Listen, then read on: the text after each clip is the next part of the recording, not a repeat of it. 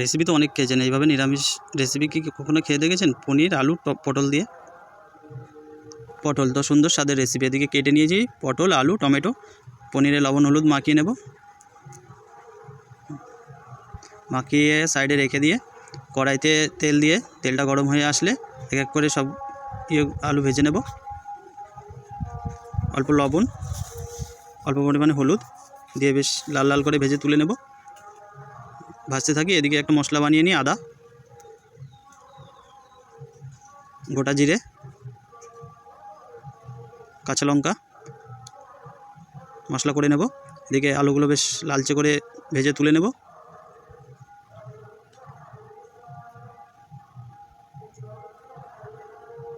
ভেজে তুলে নিয়ে পটলগুলো ভেজে নেব। অল্প পরিমাণে লবণ দিয়ে ভাজলে কি হয়, একদম ভাজাতেই হালকা সেদ্ধ হয়ে যায়। আলু পটল ভেজে তুলে নিয়েছি একসাথে। এবার লবণ হলুদ মাখিয়ে রেখেছিলাম পনিরটা ভেজে নেব হালকা করে। হালকা নেড়ে চেড়ে ভেজে নিতে হবে, ভেঙে না যায়। ভেজে তুলে নিয়েছি। ওই তেলে ফোড়নে দিয়ে দেবো গোটা জিরে, তেজপাতা, শুকনো লঙ্কা, টমেটো। হালকা হাতে নেড়ে চেড়ে পেস্ট করা মশলা দিয়ে দেবো একসাথে।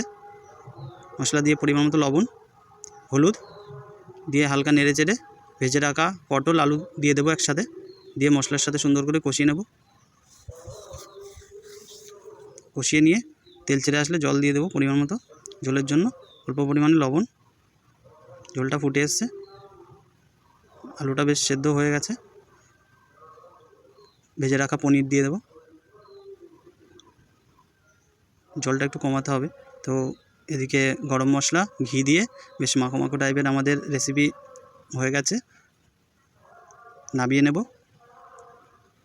কেমন লাগলো আমাদের রেসিপিটা অবশ্যই কমেন্টে জানিও। লাইক কমেন্ট করে আমাদের পাশে থাকুন, ফলো করে নতুন চ্যানেলে নতুন ভিডিও পাওয়ার জন্য।